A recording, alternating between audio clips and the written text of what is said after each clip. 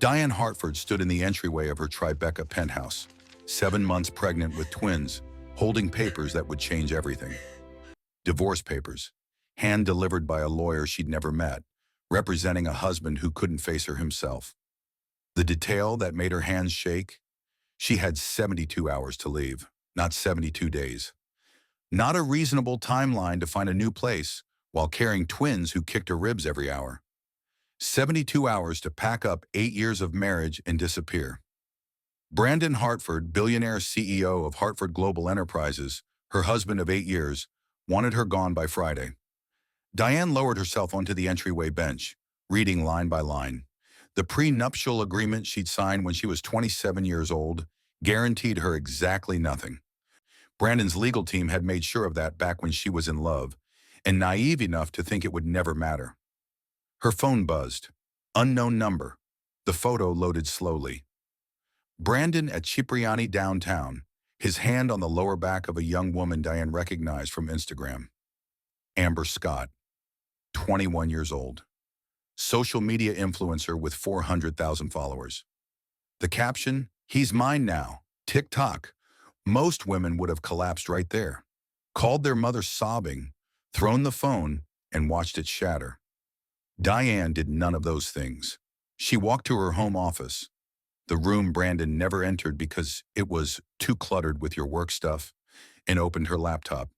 Before she was Mrs. Hartford, Diane Morrison had been someone else entirely, the youngest senior analyst at Goldman Sachs.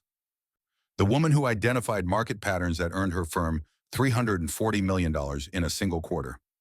The strategist who built Hartford Global from an $800 million regional firm into a $2.3 billion international enterprise. That woman hadn't disappeared. She'd just been buried under 8 years of playing supportive wife to a man running his father's company into the ground.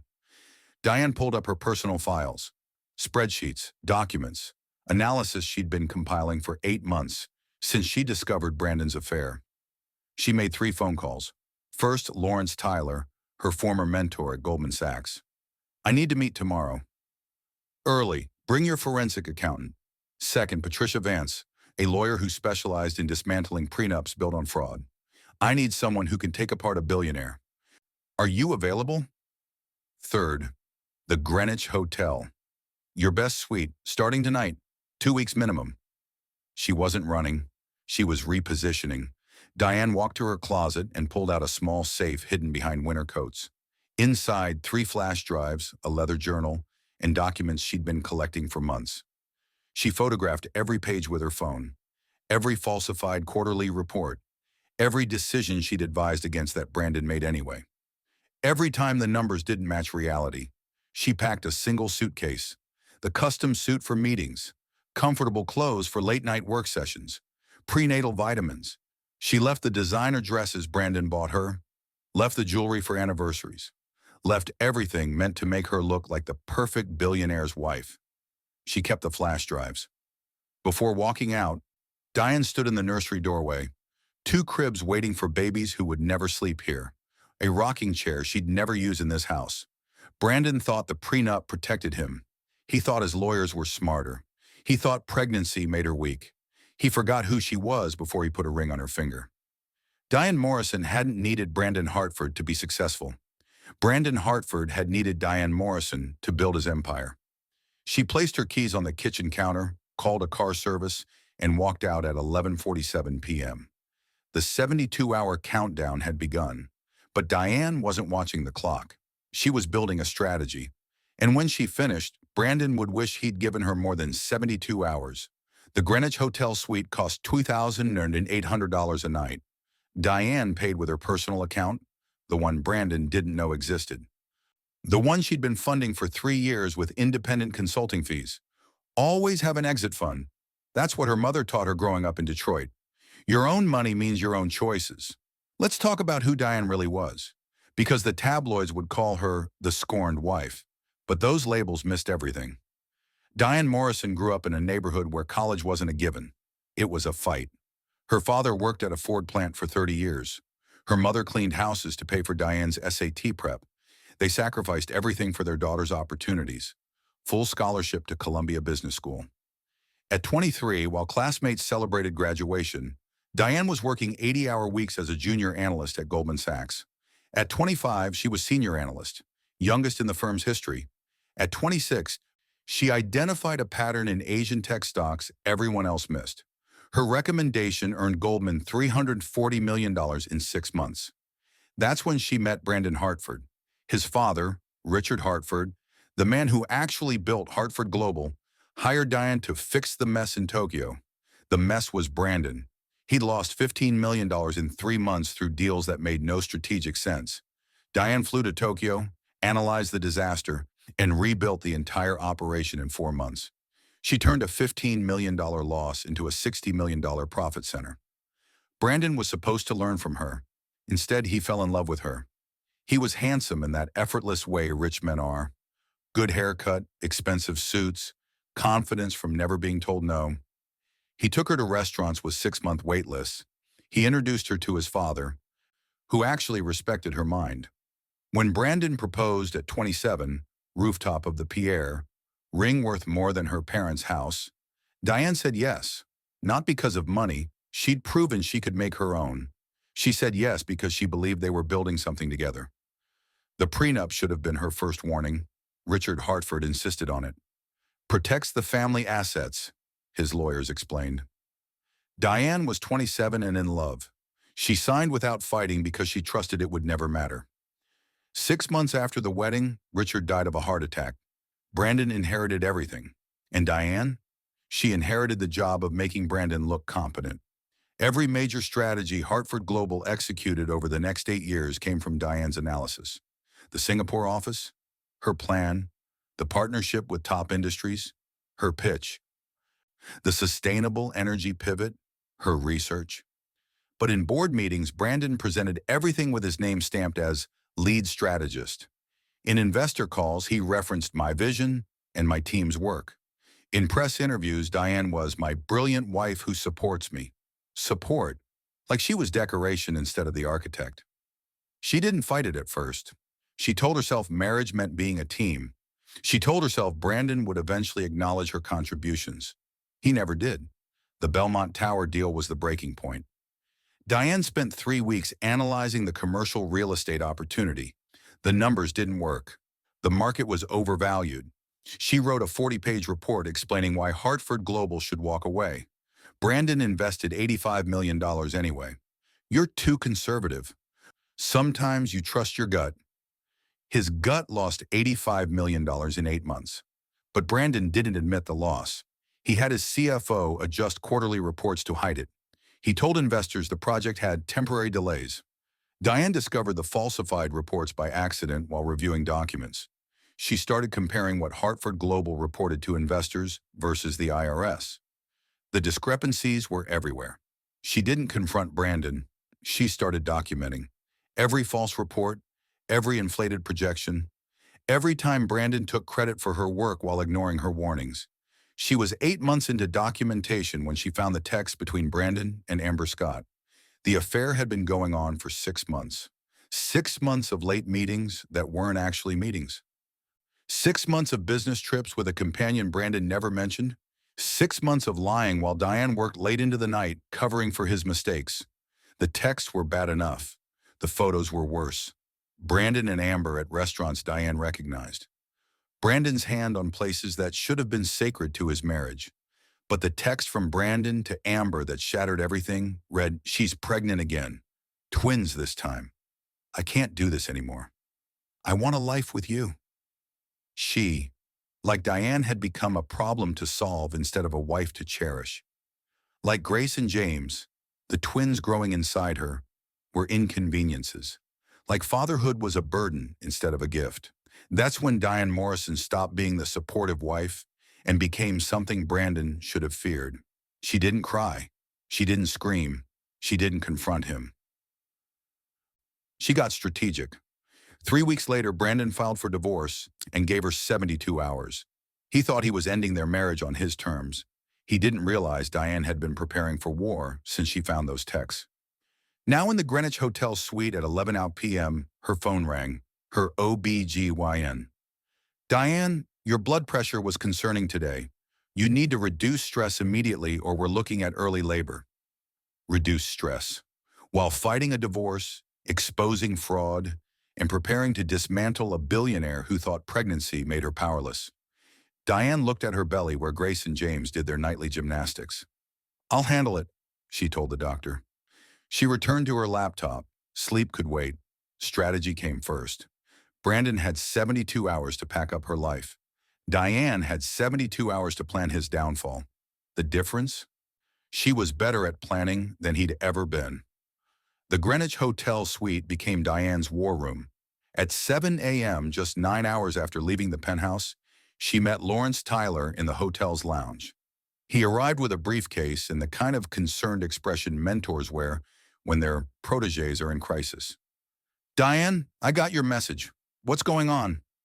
She slid her laptop across the table. Brandon filed for divorce yesterday, gave me 72 hours to vacate, but that's not why you're here. Lawrence opened the files she'd prepared. His expression shifted from concern to alarm as he scrolled through the documents. Falsified investor reports, hidden losses, offshore transfers that didn't match public disclosures.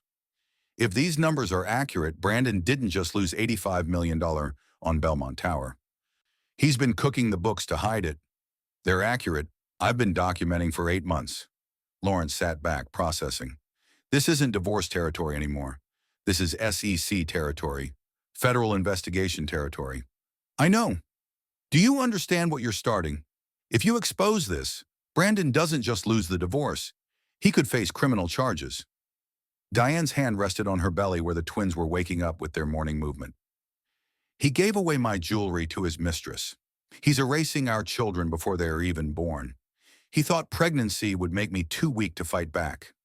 She looked at Lawrence directly. I'm not starting anything. I'm finishing what he started when he chose fraud over honesty. Lawrence spent 2 hours reviewing every document, bank statements, email chains, quarterly reports with numbers that didn't add up. By 9:30 a.m., he'd made his decision. I'll connect you with our forensic team. But Diane, once this goes into motion, there's no taking it back. Good. I don't believe in reverse. Her second meeting was at noon. Patricia Vance's law office in Midtown. Glass and steel, success radiating from every surface. Patricia herself was exactly what Diane needed. Sharp, strategic, and completely unintimidated by billionaires. Tell me everything, Patricia said. Diane laid out the timeline. The prenup signed 8 years ago. The affair, the falsified reports, the 72-hour eviction notice. Patricia made notes, her expression neutral. When Diane finished, Patricia looked up. The prenup is brutal, but prenups can be challenged if they were signed under fraudulent circumstances. Did Brandon disclose all his assets when you signed? He said he did. What he said and what he actually did are different things. If he hid assets or income streams, the prenup is void. Patricia flipped through the documents Diane brought. These offshore accounts, when were they opened? 3 years ago. I found the paperwork last month while looking for tax documents. Did he disclose them in your annual financial reviews? We never did annual reviews. Brandon said the prenup meant we didn't need to. Patricia smiled. It wasn't warm, it was predatory. That's his first mistake. The prenup requires annual disclosure of assets. If he failed to disclose, we have grounds to void the entire agreement. How long will it take? Depends on how hard he fights. But with fraud this documented, 6 months, maybe less. Patricia stood and walked to her window overlooking the city. I'm going to be direct with you, Diane. What you're proposing isn't just a divorce. It's corporate warfare. It's going to get ugly. Your name will be in every business publication. People will take sides. Some will call you vindictive. Let them. Your ex-husband has resources. He'll hire the best lawyers money can buy. I was the best analyst money could buy. I'm not afraid of expensive lawyers. Patricia turned back to face her. Then let's get to work. First step, I'm filing an emergency motion to freeze all joint assets pending full disclosure review. Second, restraining order, preventing him from liquidating or transferring any Hartford Global stock. Third, formal request for all financial documents from the past 8 years. How soon can you file? I can have the motions ready by end of business today. We'll serve him tomorrow morning. Diane stood, her hand supporting her lower back. One more thing. Brandon's going to claim I'm emotionally unstable because of the pregnancy. He'll use it to discredit everything. Let him try. Pregnancy isn't instability. It's proof you were building a family while he was building an exit strategy. That plays well with judges. By 6 p.m., Diane was back at the hotel. Her phone had 17 missed calls from Brandon's lawyer. She didn't return them. Instead, she ordered room service, salmon and vegetables, doctor's orders, and opened her laptop. She had work to do. At 8:47 p.m., her phone buzzed with a news alert. Someone had leaked her departure from the penthouse to the press. The headline, Hartford Global CEO's wife leaves amid divorce rumors. Diane read the article. It was vague, speculative, careful. They didn't have the full story yet. They would soon. She composed an email to 3 of Hartford Global's biggest clients. Not the companies, the actual decision makers she'd worked with personally over the years. People who knew her competence firsthand. The subject line, a courtesy notice. The body was brief, professional, devastating. She didn't share confidential information. That would be illegal. She simply attached side-by-side comparisons of Hartford Global's public investor reports and their IRS filings. Public records, completely legal to share. The numbers told the story she didn't need to write. She hit send at 9:15 p.m. By 9:47 p.m., her phone was ringing. The first client wanted an emergency meeting. Diane smiled and scheduled it for tomorrow afternoon. Brandon's 72-hour deadline was ticking down. But Diane wasn't counting hours anymore. She was counting victories. And she was just getting started. Brandon Hartford's morning started with chaos. His assistant knocked on his office door at 8:03 a.m., face pale. "Sir, we have a situation." "What situation?" "Legal just received emergency motions from Patricia Vance. Your wife, ex-wife, is freezing all joint assets pending full disclosure review." Brandon's coffee cup paused halfway to his mouth. "She can't do that." "She did. The judge granted a temporary order. All joint accounts are frozen as of 7 a.m. You can't access them until the disclosure hearing in 2 weeks." Brandon stood so fast his chair rolled backward. "That's $340 million. I need those funds for operations. The motion specifies joint personal accounts, not corporate. But sir, there's more." "More?" The assistant handed him 3 printed emails. These came in between midnight and 6 a.m. Meridian Capital, Rothman Industries, and Pacific Ventures all requesting emergency strategy reviews. Brandon scanned the emails.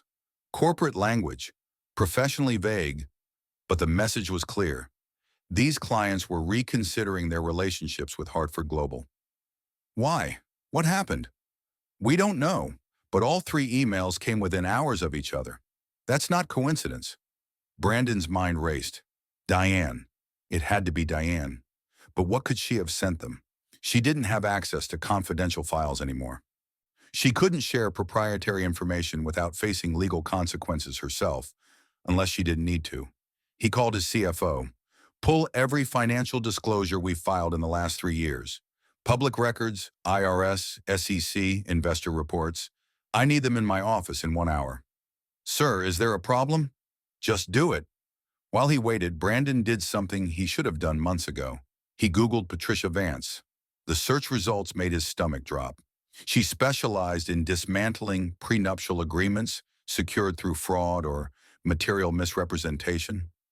Her success rate was 87%. Her clients included 3 ex-wives of billionaires who walked away with 9-figure settlements. His phone rang, unknown number. He answered. "Mr. Hartford, this is Richard Kim from Meridian Capital. We've been reviewing some inconsistencies in your quarterly reports compared to your tax filings. Can you explain why your reported revenue to investors doesn't match what you reported to the IRS?" Brandon's throat went dry.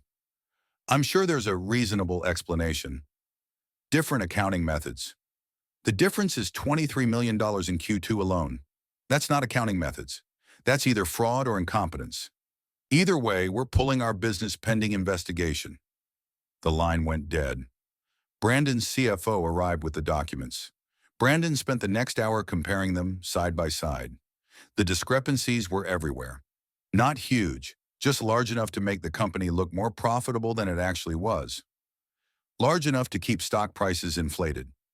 Large enough to constitute securities fraud if anyone looked closely. Someone was looking closely now. His second call came at 10:15 a.m. Rothman Industries. Same questions, same conclusion. They were out. Third call at 11:30 a.m. Pacific Ventures. Gone. $280 million in annual revenue vanished in 3 hours. Brandon's hands shook as he called his crisis management team. I need a press strategy, now. What's the crisis? My ex-wife is destroying my company. The PR consultant's voice was careful. Sir, has your ex-wife made any public statements? No. Has she released confidential information? I don't think so, just public records. Then legally she hasn't done anything wrong. If she's sharing public information that makes your company look bad, the problem isn't her actions, it's the information itself. Brandon ended the call and made the decision that would haunt him. He called Amber. We need to control the narrative. Post something. Make her look unstable. Amber hesitated. She'd been reading the comments on her previous posts. The hatred was overwhelming. Brandon, maybe we should just stay quiet. This is getting really bad. Post something or find another place to live. 2 hours later, Amber posted, Love isn't always convenient, but it's always worth fighting for.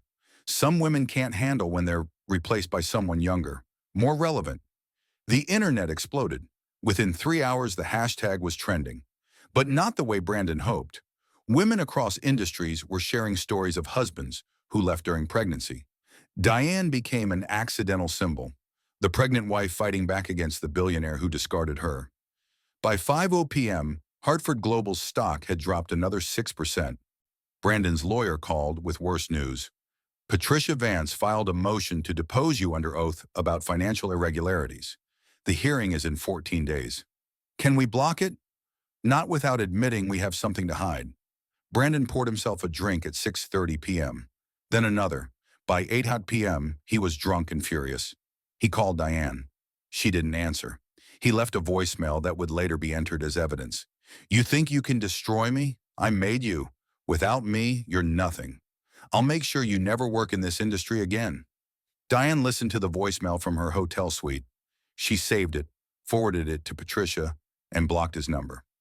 Then she sent an email to Hartford Global's board of directors. The subject line, concerns about leadership and fiduciary responsibility. The email was professional, factual, devastating. She didn't attack Brandon personally. She simply laid out the financial discrepancies, the client departures, and the stock decline. She ended with one sentence. The board has a duty to protect shareholder value. Current leadership is failing that duty. She hit send at 9 p.m. By 9:30 p.m., 3 board members had replied privately requesting confidential meetings. Brandon didn't know it yet, but his empire was crumbling. Not because Diane was vindictive, because she was right. And being right with documentation is more powerful than being loud with denial. The 72-hour deadline expired at midnight. Diane was officially out of the penthouse. But Brandon, he was running out of time in ways he hadn't begun to understand. Brandon arrived at his office at 6:47 a.m. on a Wednesday morning, 6 days after serving Diane the divorce papers, to find 2 federal investigators waiting in the lobby. They weren't asking for a meeting. They had a warrant. Mr. Hartford, I'm Special Agent Torres with the Securities and Exchange Commission. We're here to seize documents related to the Belmont Tower acquisition and your quarterly filings from the past 3 years. Brandon's assistant stood frozen by the elevator. Other employees arriving for work stopped and stared as federal agents in windbreakers marked SEC walked past security carrying empty boxes. By 8 a.m., agents were loading file cabinets onto dollies. By 8:30 a.m., someone had taken a photo and posted it online. By 9 a.m., Hartford Global stock was in free fall, down 9% in the first hour of trading. Brandon called his lawyer from his office while watching agents photograph his files. They're here. The SEC is seizing everything. Don't say anything without counsel present. I'm on my way. It's too late for that. They already have the files. Meanwhile, across town, Diane sat in her hotel suite on a video call with Lawrence Tyler. Her laptop showed Hartford Global's stock chart. the line dropping like a stone. The SEC moves fast when they have solid evidence, Lawrence said. Someone gave them everything they needed to get that warrant. Diane said nothing. She didn't need to. 3 clients pulled $280 million yesterday. Now this. Brandon's board is going to panic. They should. He's been lying to them for 2 years. Lawrence paused. Diane, you know this doesn't just hurt Brandon, right? Hartford Global employs 340 people. If the company collapses, it won't collapse. It just needs different leadership. Her phone buzzed. Unknown number. She ignored it. Then another call. Then another. The 4th call came with a text. This is Helen Kyle from Hartford Global's board. We need to speak urgently, please. Diane stared at the message. Helen Kyle was the board's most senior independent director, a former CEO herself, someone who'd built her own company from nothing, someone Diane had always respected. She called back. Ms. Morrison Hartford, thank you for taking my call. I'll be direct. The board is meeting in 2 hours to discuss the SEC investigation and the client exodus. We'd like you to join us.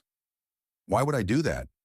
Because you know more about this company's real financial position than anyone, including Brandon. And because we're about to make decisions that affect 340 employees who did nothing wrong. Diane checked the time. I can be there at 11:00 a.m. There's one complication. Brandon will be in the meeting. That's his problem, not mine. At 10:47 a.m., Diane walked through Hartford Global's lobby for the first time in 2 months. Employees stared. Some whispered. One junior analyst, a woman Diane had mentored, gave her a subtle nod of support. The elevator ride to the executive floor felt longer than it was. When the doors opened, Brandon was standing in the hallway talking to his lawyer. He saw her. His face went pale, then red. What is she doing here? Helen Kyle emerged from the boardroom. I invited her. The board has questions only she can answer. She doesn't work here anymore. She has no right. She has every right. This is a board meeting, not your personal office. Come inside or don't. But we're starting in 3 minutes. The boardroom held 8 directors, 2 lawyers, and enough tension to choke on. Diane took a seat at the far end of the table. Brandon sat at the opposite end, as far from her as possible. Helen Kyle called the meeting to order. We're here to discuss the SEC investigation, the client departures, and the 27% stock decline over the past week. Mr. Hartford, explain what's happening. Brandon cleared his throat. This is a misunderstanding. The SEC is overreacting to minor accounting differences. Minor? Robert Gary, another board member, interrupted. They seized 8 file cabinets and 12 computers. That's not minor. It's my ex-wife's vendetta. She's fed them false information to... Helen cut him off. Ms. Rory, Morrison Hartford, you've been copied on these financial disclosures. Are they false? Diane opened her laptop. No, they're accurate. Hartford Global reported $127 million in Q2 revenue to investors. The IRS filing shows $104 million. That's not a rounding error. That's securities fraud. The room went silent. Brandon's lawyer jumped in. My client disputes those characterizations. Dispute doesn't change math, Diane continued. The Belmont Tower acquisition lost $85 million. Instead of reporting the loss, leadership adjusted the books to show a $12 million gain. That's not aggressive accounting. That's criminal. You have proof of this? Helen asked. Diane turned her laptop around. The screen showed side-by-side spreadsheets. These are public records. Anyone could find them. I just knew where to look. Robert Gary studied the numbers. His face darkened. Brandon, is this accurate? I relied on my CFO. Your CFO reported to you. This is your responsibility. Helen Kyle stood. We need to recess for executive session. Brandon, you and your counsel will need to step out. This is my company. This is your father's company. And right now you're destroying it. As Brandon left, he glared at Diane. She met his eyes without flinching. When the door closed, Helen turned to Diane. Can Hartford Global survive this? Yes, but not with current leadership. Are you suggesting we remove Brandon? I'm suggesting you do what's best for shareholders, employees, and clients. If that means removing someone who committed fraud, that's not a suggestion. It's fiduciary duty. Outside in the hallway, Brandon made a decision born from desperation and rage. He called a private investigator. I need everything on my ex-wife, every mistake, every secret. I don't care what it costs. But inside that boardroom, Diane was already 3 moves ahead, and the board was starting to realize who should have been leading this company all along. The executive session lasted 90 minutes. Diane wasn't part of it. She waited in a conference room down the hall, answering emails and monitoring Hartford Global's continued stock decline. When Helen Kyle finally called her back in, only 3 board members remained: Helen, Robert Gary, and David Park, the board's chief financial expert. Helen didn't waste time. The board is considering a vote of no confidence in Brandon's leadership, but removing a CEO mid-crisis could make things worse. We need a succession plan. You have interim options, Diane said. We do. None of them can restore client confidence or speak credibly about the company's financial position, because none of them built the strategies that made this company profitable in the first place. The implication hung in the air. David Park leaned forward. Miss Morrison Hartford, help me understand something. You built the Asian expansion. You developed the sustainable energy portfolio. You wrote the strategy documents Brandon presented as his own work. Why did you let him take credit? Because I thought partnership meant supporting his success. I was wrong. If you came back, hypothetically, what would you do? Diane had been preparing for this question since the moment Helen Kyle called. First, full financial transparency. Bring in external auditors to review every filing from the past 3 years. Second, client recovery. I'd personally contact every major account and present a path forward. Third, operational restructuring. Cut the waste Brandon refused to address. Could you do all that while fighting a divorce and raising newborn twins? I already am, just without the title or the salary. Helen Kyle studied her. You're 7 months pregnant. Even if we wanted to offer you a leadership position, you'd be out on maternity leave within weeks. I can work remotely. Technology exists for a reason. Robert Gary shook his head. This is insane. Brandon will fight this with everything he has. His family trust controls 23% of voting shares. His mother controls that trust, Diane corrected, and she watched him destroy her husband's legacy. Talk to her. Helen made notes. If, and this is purely hypothetical, the board moved forward with removing Brandon, what would you want? Chief Executive Officer, not interim, not acting, CEO with full authority and a seat on the board. Compensation? Base salary plus equity. I want 15% ownership stake, earned over 3 years based on performance metrics. If I fail, I lose it. If I succeed, I'm invested in the company's future. David Park whistled. That's aggressive. So is taking over a company under federal investigation while pregnant with twins. If you want someone to play it safe, hire someone else. Helen stood and extended her hand. We'll need 48 hours to discuss this with the full board. Can you keep this conversation confidential? Can you? They shook hands. As Diane left the building, her phone rang. Her doctor. Diane, I got your latest blood pressure readings from your home monitor. You need to come in immediately. I'm fine. You're not fine. Your numbers indicate preeclampsia risk. If this continues, we're looking at emergency delivery. Diane stopped walking. Her hand went to her belly. Grace and James were active, rolling and pushing like they were running out of space. I'll come in tomorrow. Today, now. This isn't negotiable. 3 hours later, Diane lay in a hospital bed at Mount Sinai, hooked to monitors tracking her blood pressure and the twins' heartbeats. The doctor's diagnosis was clear: complete bed rest or risk losing the babies. How long? Until delivery. Could be days, could be weeks. But you're not leaving this hospital until these twins are born. Diane looked at the ceiling. Brandon had his crisis management team. His lawyers, his board seat. She had a hospital bed and 2 babies fighting to be born healthy. But she also had her laptop, her documentation, and 3 board members who just realized their CEO was a liability. From her hospital bed, Diane opened her email. The first message was from Helen Kyle. Board vote scheduled for Friday morning. We'll need your answer by Thursday. The second was from Patricia Vance. Brandon's lawyer requested emergency custody hearing. claims you're mentally unfit due to obsessive behavior and stress-induced health crisis. Hearing is Monday. The third was from Lawrence Tyler. SEC wants to interview you as a witness. They're building a case against Brandon. Are you willing to testify? Diane typed 3 responses. To Helen, my answer is yes. Send the contract. To Patricia, let him try. Bring every document I gave you and subpoena his voicemails. To Lawrence, I'll testify. Schedule it for after the twins are born. She hit send on all 3 and closed her laptop. Through the hospital room window, she could see the Manhattan skyline. Somewhere in one of those buildings, Brandon was probably celebrating, thinking her hospitalization meant he'd won. He didn't understand that Diane Morrison had spent her entire life fighting from disadvantaged positions. A hospital bed was just another battlefield, and she'd already figured out how to win from here. A nurse came in to check vitals. You should rest. Stress isn't good for the babies. Diane smiled. I'll rest after I finish changing my life. The nurse shook her head but didn't argue. Something about Diane's expression said arguing would be pointless.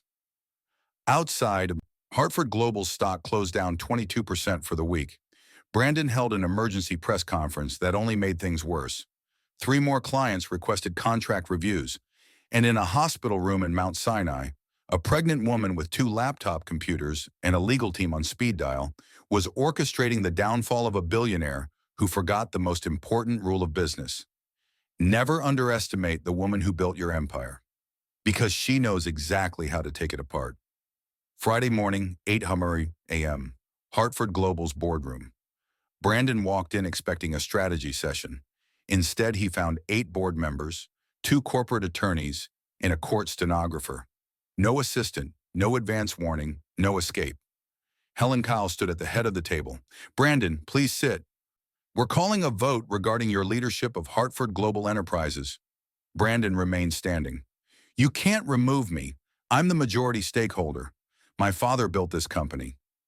Robert Gary slid a folder across the polished wood. Your father built this company. You're currently losing it. Combined with institutional partners, we represent 43% of voting shares. That's sufficient for this action. Brandon's lawyer started to object, but Helen raised her hand. We're following proper procedure. Let's review the facts. She activated the screen behind her. Hartford Global's stock chart appeared, a devastating decline from $64 per share to $41 in 2 weeks. Fact 1.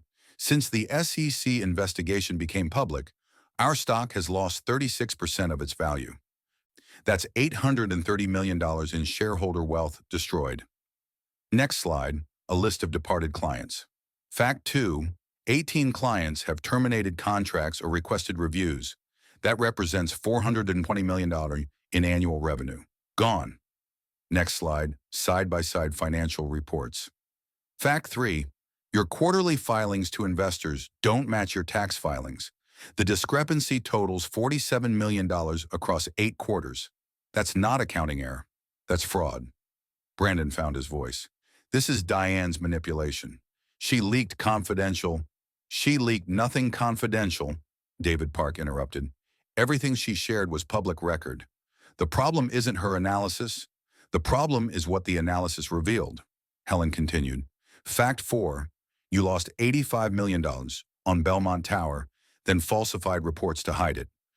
Your CFO confirmed this under immunity agreement with federal prosecutors. Brandon's face went pale. My CFO testified yesterday. He provided emails showing you personally approved the false reports. The room temperature seemed to drop.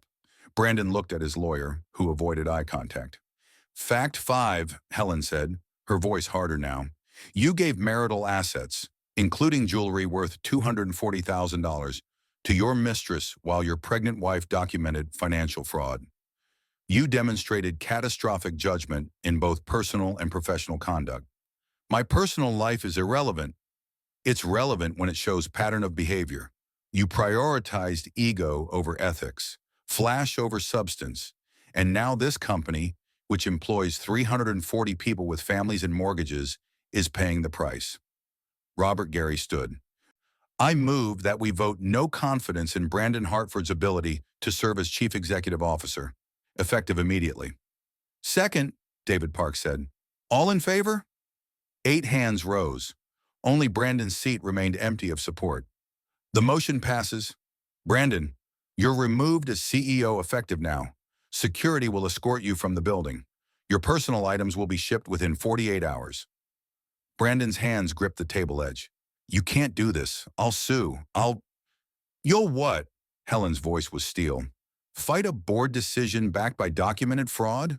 While under federal investigation? Please do. Give the SEC more evidence. Brandon looked around the room at people who used to defer to his every word. Now they wouldn't meet his eyes. Who's replacing me? Helen paused deliberately. We're announcing interim leadership today. Permanent CEO will be named within 30 days, pending shareholder approval. Brandon knew, the way Helen said it, the timing of Diane's hospital meeting, the precision of this execution. You're giving her my company. We're giving the company to someone qualified to run it. That was never you, Brandon. You just had the last name. 2 security guards appeared at the door. Mr. Hartford, please come with us. The walk through Hartford Global's lobby was the longest of Brandon's life. Employees stopped working to watch. Some looked away. Others stared openly. One junior analyst pulled out her phone. By the time Brandon reached the street, the footage was already uploading. His key card was deactivated. His company email shut down. His access to the building, where his father's portrait still hung in the main hall, revoked.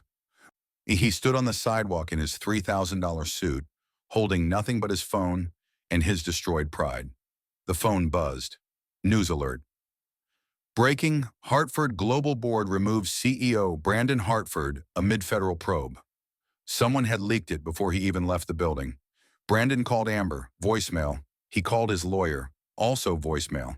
He called his mother, who controlled his father's trust. She answered on the 5th ring. Brandon, Mom, the board they can't, I need you to, I know what they did. Helen Kyle called me yesterday. I voted in favor of removing you. The world stopped.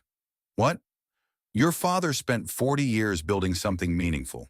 You spent 2 years destroying it for a girl young enough to be your daughter. I'm not protecting that. But the family trust will support whoever the board selects as CEO.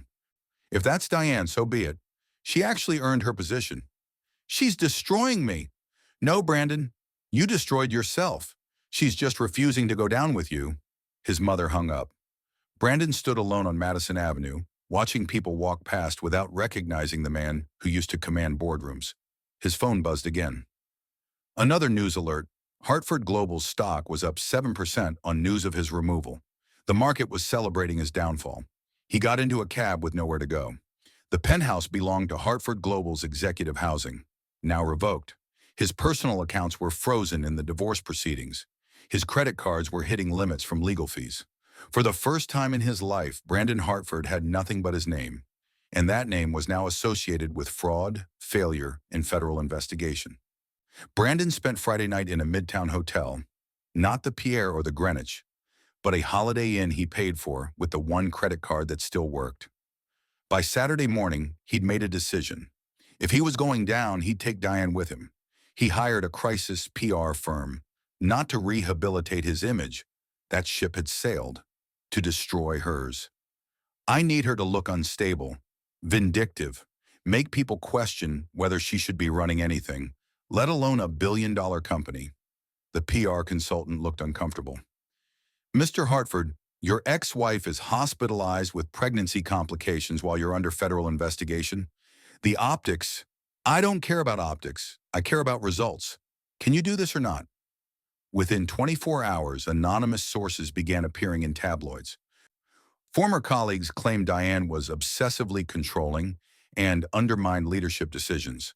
Leaked emails, carefully cropped, suggested she'd sabotage Brandon's initiatives. The problem?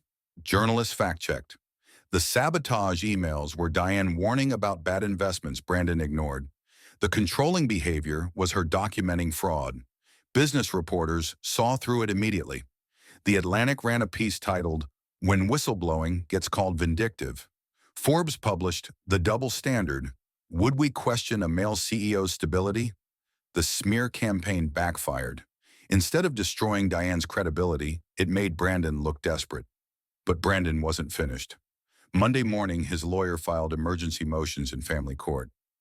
The filing claimed Diane was mentally unfit due to obsessive behavior and stress-induced medical crisis. It demanded immediate custody evaluation and requested supervised visitation only. For her, not him. The filing included her hospitalization as evidence of instability. Patricia Vance's response was surgical. She didn't just fight the motion, she exposed it. She released a statement to the press with documentation attached. Mr. Hartford claims concern for his unborn children's welfare, yet he gave away nursery furniture to his mistress. He filed for divorce while his wife was 7 months pregnant. He left a voicemail threatening to ensure she never works again. If he's concerned about the twins' environment, perhaps he should examine his own conduct. The attached documents included Brandon's threatening voicemail, transcribed and time-stamped, photos of Amber wearing Diane's jewelry, text messages where Brandon told Amber to get rid of anything Diane touched, bank records showing Brandon moved $12 million offshore the week before filing divorce. Patricia scheduled a press conference for Tuesday morning, not to attack Brandon, but to present facts. My client is hospitalized because she's fighting to keep her baby safe while her ex-husband fights to keep his secrets hidden. The court will determine custody based on fitness, not public relations campaigns, and the evidence speaks clearly about who's fit to parent. By Tuesday afternoon, Brandon's custody motion was denied. The judge's statement was blunt. This appears to be litigation harassment, not genuine concern for child welfare. But Brandon had one more move. Wednesday morning, he contacted a private investigator with a specialty in opposition research. I need everything on Diane Morrison, every mistake, every secret, anything that can be used against her. Money is no object. The investigator took the job. What he'd find would determine whether Brandon had any ammunition left or whether he'd just wasted another $50,000 on his collapsing war. Meanwhile, in her hospital room, Diane received 3 visitors Wednesday afternoon. Helen Kyle, Robert Gary, and David Park came with a contract. The board voted this morning, we're offering you Chief Executive Officer, effective immediately. Base salary $850,000. Performance bonuses up to $2 million annually, and 15% equity stake vesting over 3 years. Diane read the contract carefully. Every clause, every contingency, every protection. This says I remain CEO regardless of the divorce outcome or SEC investigation. Correct. You're not responsible for Brandon's crimes. You shouldn't be penalized for exposing them. And maternity leave? 6 weeks paid, with option to work remotely as you're able. We're not asking you to choose between your children and your career. Diane looked at the contract, then at the 3 board members who'd gambled their reputations on her. I need one addition. Every employee gets profit sharing. If I succeed, they succeed. That's non-negotiable. Helen Kyle smiled. Already in the contract, page 47, section 12. Diane found it. There it was, profit-sharing plan affecting all 340 employees. She signed at 4:17 p.m. on Wednesday. By 4:30 p.m., Hartford Global issued a press release. Board appoints Diane Morrison Hartford as Chief Executive Officer. The stock jumped 11% in after-hours trading. That evening, Brandon saw the news on his hotel TV. He threw the remote at the screen and watched it crack. His ex-wife, the woman he'd discarded for someone younger, was now running his father's company from a hospital bed, and there was nothing he could do to stop her. Thursday morning brought worse news. The SEC scheduled his formal deposition. Federal prosecutors were building a case. His legal bills were approaching $400,000. And Friday morning, exactly 2 weeks after he'd served Diane divorce papers, his lawyer called with the final blow.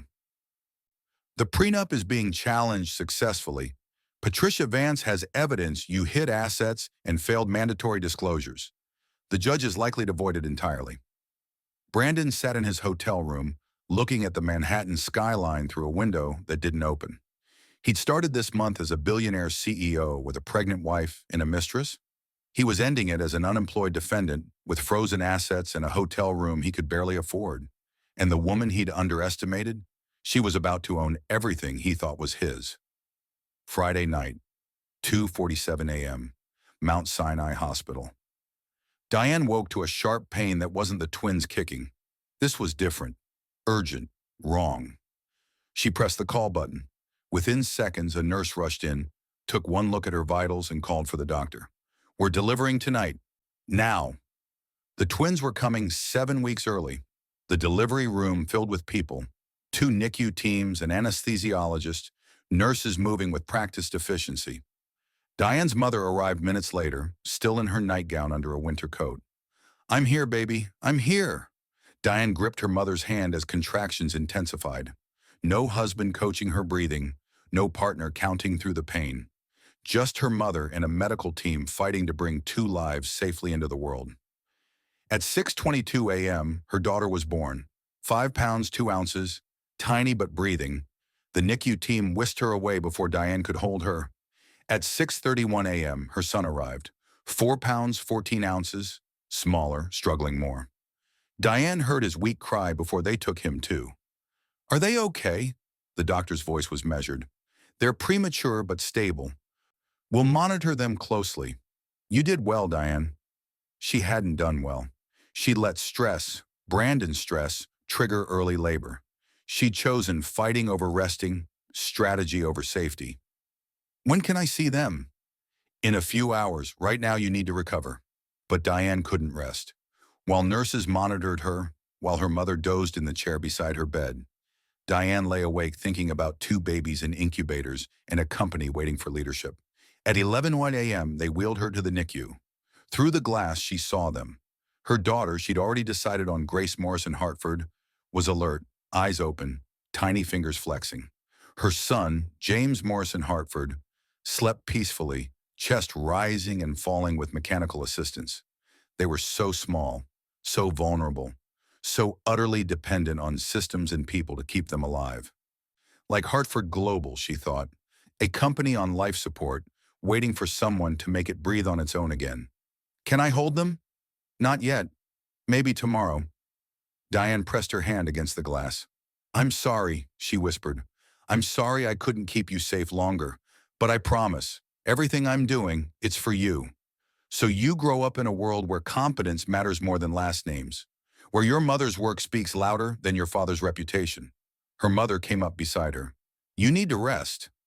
I need to make their lives mean something. Diane, you just gave birth to premature twins. Your body, my body will heal. But if I don't secure our future now, while I have momentum, everything I've fought for disappears." At 2:02 p.m., still in her hospital bed, Diane video conferenced with Hartford Global's transition team. She looked exhausted, because she was, but her mind was sharp. "Client recovery begins Monday. I want personal calls scheduled with every account we lost. Not apologies, solutions. You're on maternity leave. I'm CEO. Maternity leave doesn't mean incompetent. It means I work from a different location." By 5 p.m., social media had the news. Someone from hospital staff leaked photos. Diane in her hospital bed, laptop open, working hours after giving birth. The reactions split into camps. Some called it inspiring. Others called it unhealthy. But everyone was talking about the CEO who delivered twins in a corporate turnaround in the same weekend. Hartford Global's stock opened Monday morning, up 12%. The market wasn't betting on Diane despite her circumstances. They were betting on her because of them. If she could negotiate contracts between contractions, what couldn't she do? That Monday afternoon, Brandon saw the photos online. Diane holding her laptop, twins in NICU bassinets behind her.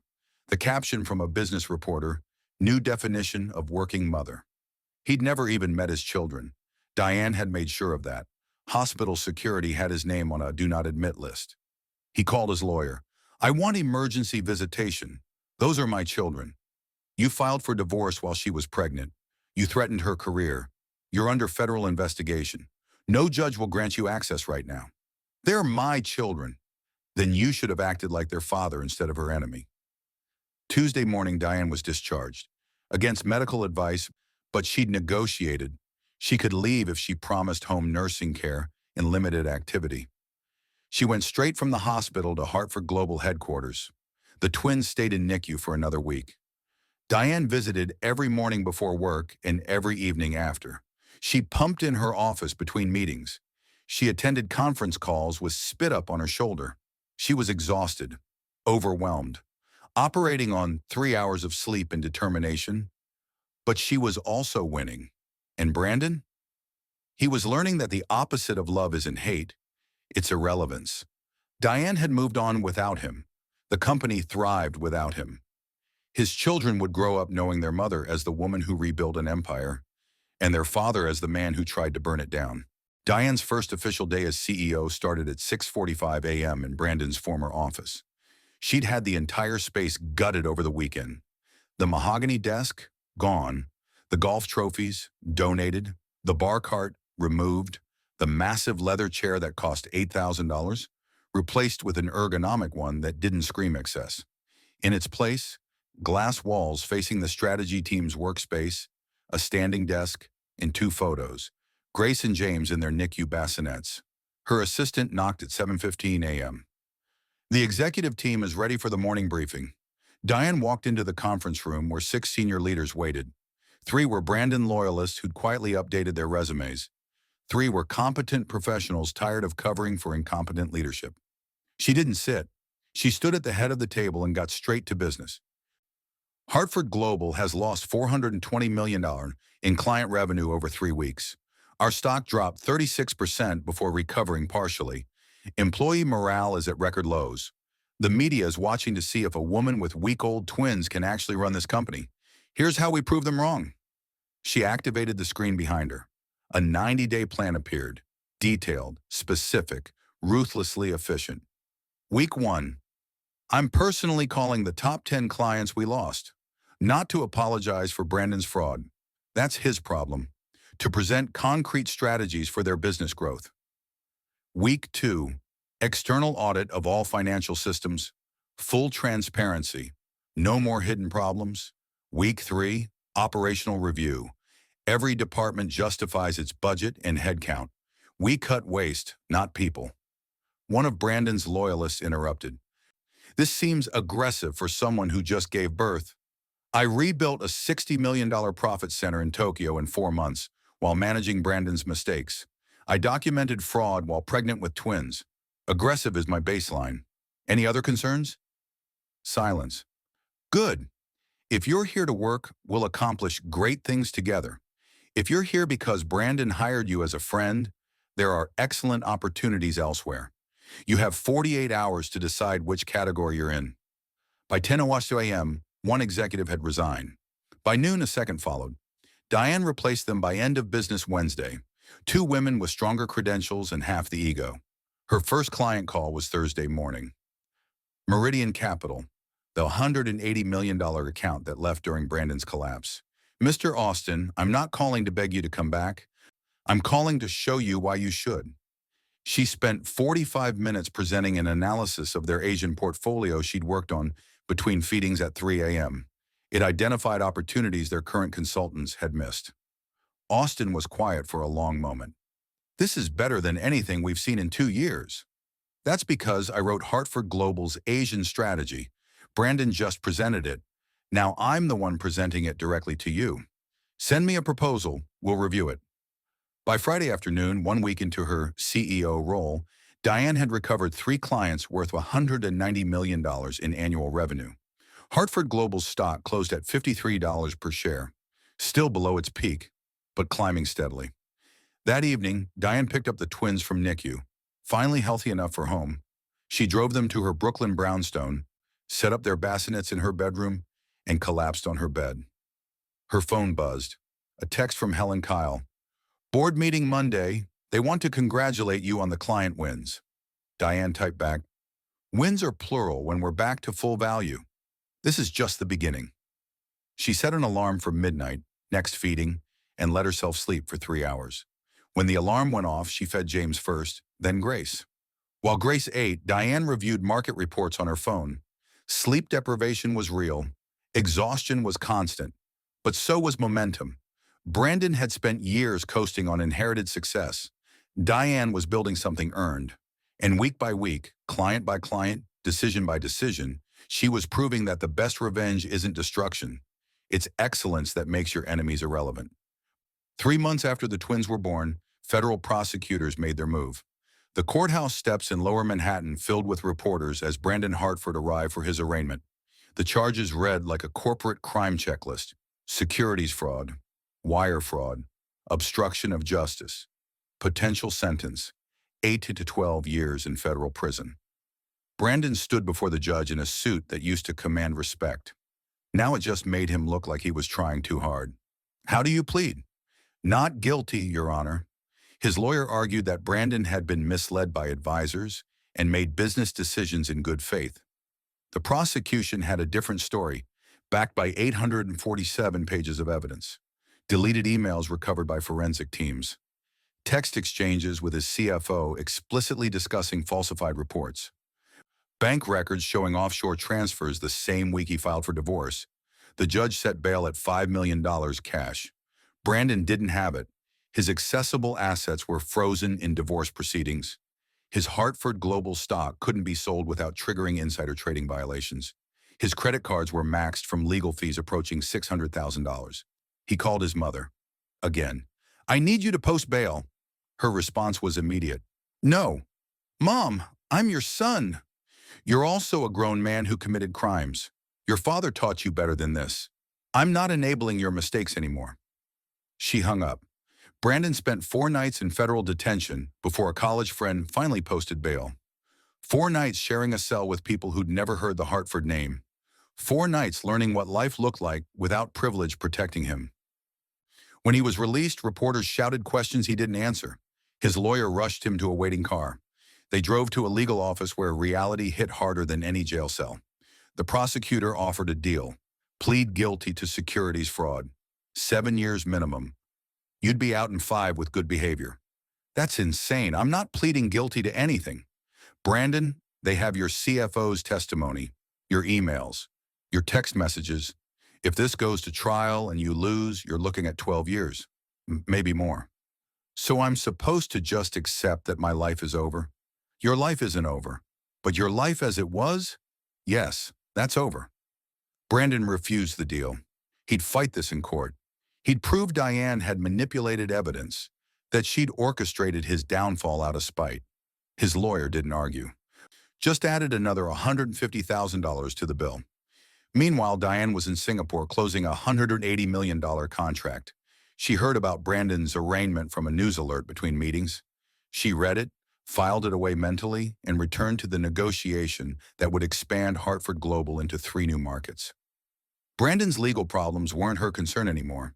She'd handed prosecutors the evidence. They'd done their job. Now she had her own job to do. That evening, she video called home to check on the twins. Her mother held up the phone so she could see Grace and James. Now 3 months old, healthy, growing impossibly fast. Mama misses you, her mother cooed to them, but she's building your future.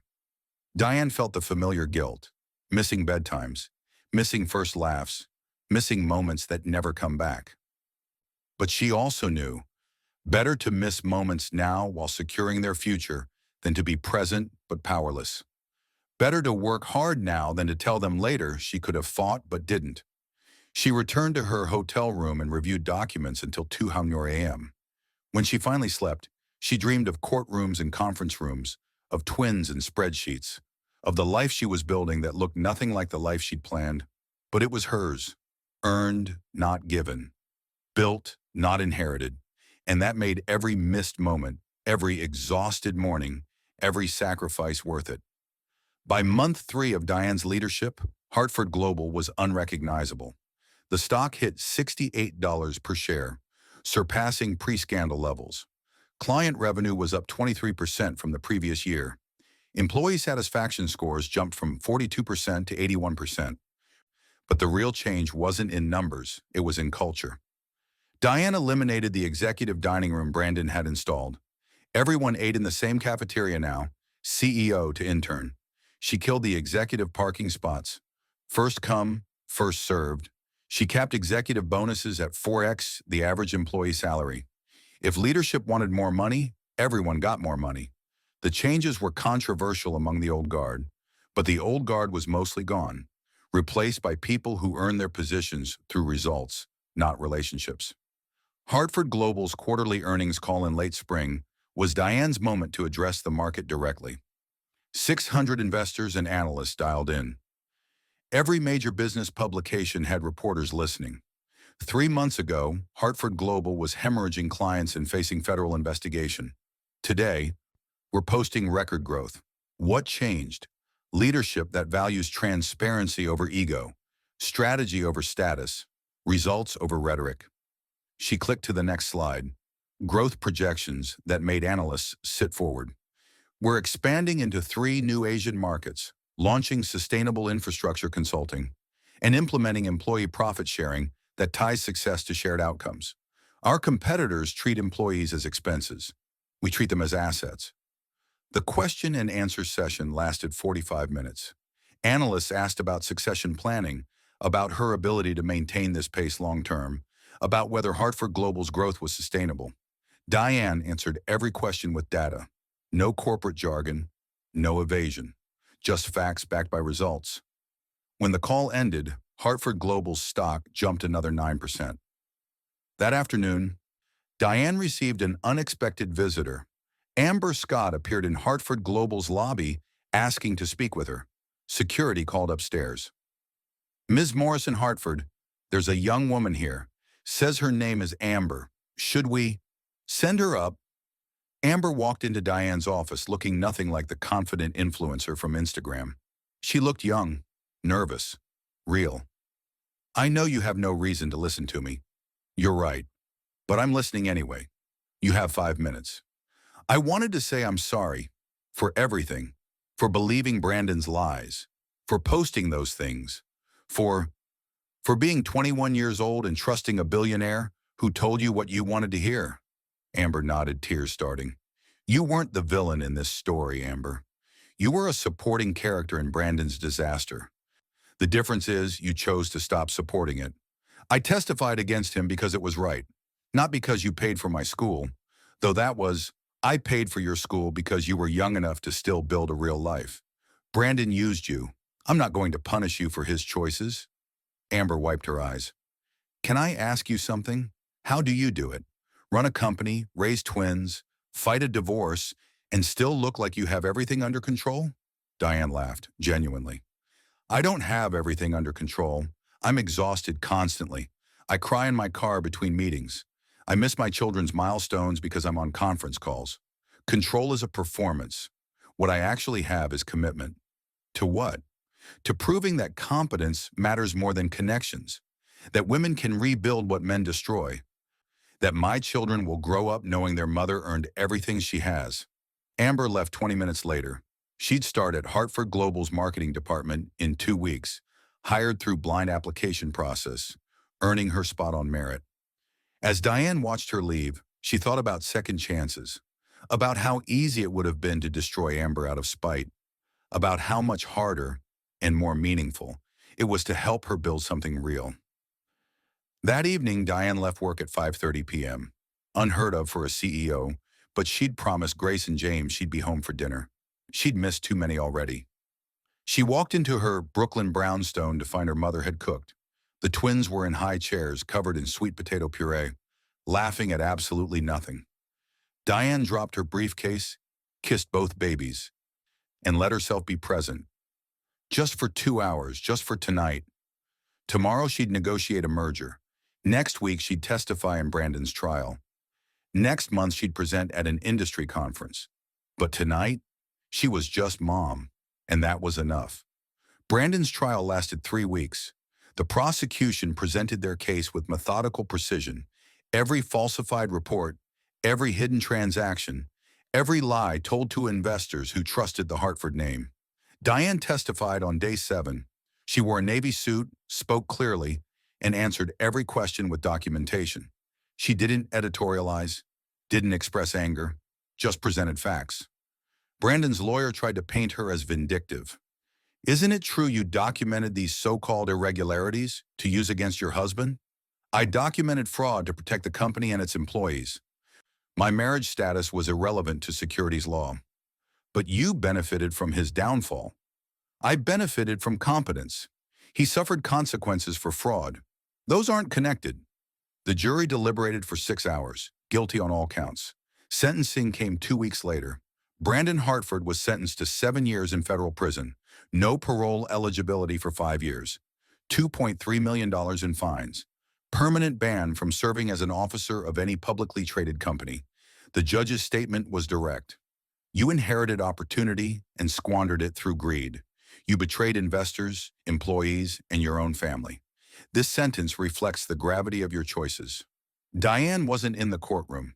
She was in London presenting at the International Business Leadership Conference. The invitation had come 6 months into her tenure as CEO.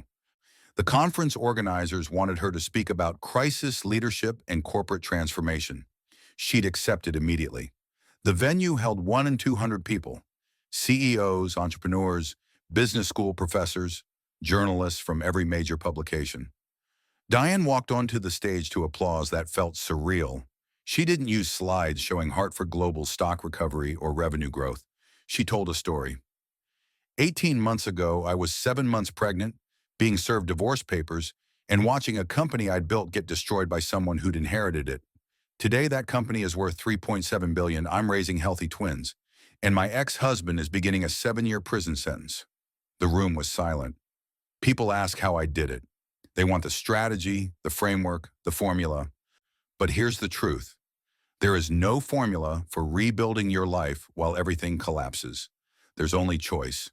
She walked to the edge of the stage, making eye contact with the audience. I chose documentation over emotion. I chose competence over revenge. I chose to build rather than burn. Not because I'm exceptional, because I refuse to accept that pregnancy, divorce, or gender should limit what I could accomplish. The applause started quietly, then built. The business world teaches that vulnerability is weakness, that showing stress means you can't handle pressure, that choosing family means you're not serious about career. I'm here to tell you, that's wrong. I ran board meetings while breastfeeding. I closed deals between diaper changes. I rebuilt a company while my body was recovering from childbirth. She paused, letting the words land. If that makes me weak, then weakness just became your competitive advantage. The room erupted, standing ovation, cameras flashing. This was the moment that would run in business publications for years. A CEO who transformed disaster into dominance, standing on a global stage, rewriting what leadership could look like. After the speech, Diane did 3 media interviews, attended a reception with other speakers, and finally escaped to her hotel room at 11 p.m. She video called home. Her mother answered, turning the camera to show Grace and James asleep in their cribs. They were 10 months old now, growing impossibly fast. Grace had started pulling herself up to stand. James had discovered he could throw his food and found it endlessly entertaining. I miss them, Diane whispered. They know you love them. And someday they'll understand why you're doing this. Diane ended the call and checked her phone. 23 messages. Most were congratulations on the speech. One was from Patricia Vance. Prenup officially voided. Brandon's appeals exhausted. You're entitled to 40% of marital assets built during marriage, approximately 340 millers. Diane stared at the message. 340 million. More money than she'd ever imagined having. She typed back, put 200 millers in trust for Grace and James. Use 100 millers to establish scholarship fund for women in business at Columbia. Keep 40 million liquid for Hartford Global Investments. She wasn't keeping the money out of spite. She was using it to build futures. For her children, for women who'd faced the same barriers she had, for the company that gave her a second chance. That night, she slept better than she had in 18 months. 3 years after the divorce papers. 3 years after the 72-hour ultimatum. 3 years after Brandon thought he could erase her. Hartford Global was worth $5.1 billion. Diane Morrison Hartford was featured on the cover of Forbes with the headline, How She Turned Betrayal into a Billion-Dollar Turnaround. But the real measurement of success wasn't in stock prices or magazine covers. It was in the life she'd built. Grace and James were 3 years old now. Grace was fearless, climbing everything, asking endless questions, determined to do everything herself. James was thoughtful, building elaborate block towers, memorizing storybooks, giving the best hugs in the world. They knew their father existed. Diane had been honest about that in age-appropriate ways. Daddy made mistakes. He's working on being better. When you're older, you can decide if you want to know him. Brandon had served 3 years of his sentence. He'd written letters to the twins, letters Diane saved in a box for when they were old enough to read them. He'd asked for visits. Diane had allowed supervised video calls twice a month. She wasn't doing it for Brandon. She was doing it for Grace and James. They deserved the option of knowing their father, even if that father was complicated. But the real parent in their lives, that was Diane. And increasingly, it was the community she'd built around them. Lawrence Tyler was Uncle Lawrence, who brought books and taught them about investing using chocolate chips. Patricia Vance was Aunt Patricia, who explained that lawyers were people who make sure everyone follows the rules. Diane's mother had moved in permanently, becoming the anchor that made everything else possible. And Amber had worked her way up to senior marketing coordinator at Hartford Global. She sent the twins birthday gifts and occasionally joined family dinners. It was complicated, but it was healing. The business world was still figuring out how to categorize Diane. She didn't fit their frameworks. She was a CEO who left work at 5:30 p.m. 3 days a week, who brought her children to company events, who installed a childcare center on Hartford Global's third floor, because parents are better employees when they're not worried about their kids. She'd been offered board positions at 4 Fortune 500 companies. She'd turned them all down. I'm building one company exceptionally well. That's more valuable than mediocre presence at 5. Her compensation package now included $850,000 base salary, plus performance bonuses that averaged $3 million annually. But the real value was in her 15% equity stake, now worth $765 million. She wasn't a billionaire like Brandon had been, but she'd earned every dollar through documented results. One evening, after putting the twins to bed, Diane stood in her home office looking at the wall she'd created. On it, her Columbia MBA diploma, the Forbes cover, a photo from the London keynote, and drawings Grace and James had made of Mommy at work. Her phone rang, unknown number. She almost didn't answer. Ms. Morrison, Hartford? This is Correctional Officer Davis from Lewisburg Federal Prison. Brandon Hartford would like to speak with you. It's about the children. Diane hesitated, then, put him through. Brandon's voice was different, quieter, humbler. Prison had changed something fundamental. Diane, thank you for taking this call. You have 5 minutes. Grace's birthday is next week. I know I can't be there, but I'd like to send something, a gift, if that's okay with you. Diane thought about the 3-year-old girl who asked questions constantly, who loved books and climbing and making people laugh. Send books, educational ones. Nothing expensive, just something that shows you pay attention to who she actually is. I will. And Diane, I know this doesn't fix anything, but I'm sorry. For all of it. You deserve better. Yes, I did. But I built better anyway. That's the difference between us, Brandon. You had everything and wasted it. I had nothing and earned it. She hung up before he could respond. The next morning, Diane woke at 6 a.m. to Grace jumping on her bed yelling, "Pancakes!" and James standing in his crib singing the alphabet incorrectly but enthusiastically. She made pancakes. She got them dressed. She dropped them at preschool where they were thriving. Then she drove to Hartford Global and spent 8 hours in meetings that would shape the next quarter's strategy. At 5:30 p.m., she left work and picked up the twins. They went to the park. They had dinner. They read books. She gave them baths and tucked them in. This was her life. Exhausting, complicated, imperfect, and completely hers. Built by choice, not circumstance.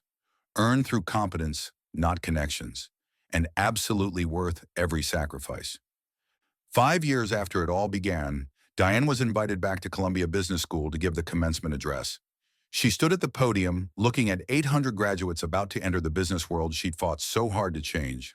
When I graduated from this school, I thought success meant climbing ladders, getting titles, making money. Then life taught me that success means building something that lasts beyond your worst day.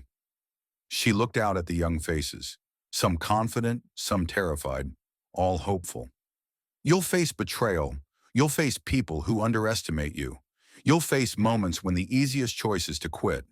When those moments come, and they will, remember this. Your value isn't determined by who validates you. It's determined by what you build when everyone doubts you.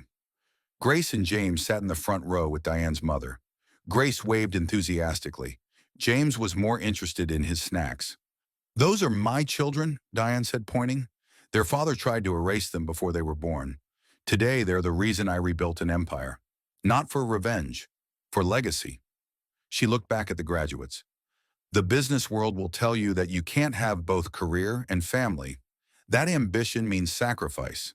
That vulnerability is weakness. Prove them wrong. Build companies that value humans, not just profits.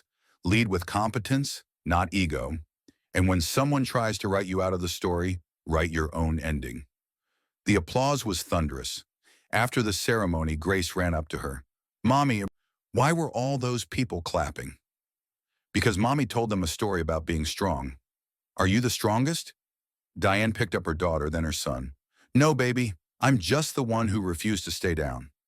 She looked at the Columbia campus where her story had started 20 years ago. Scholarship student from Detroit who dared to dream big. That girl had become a woman who'd lost everything and rebuilt it better. And that was worth more than any title Brandon's last name could have given her. "Come on," she told the twins. "Let's go home." They walked across campus together. CEO, mother, survivor, builder. Not perfect, just relentless. And that made all the difference.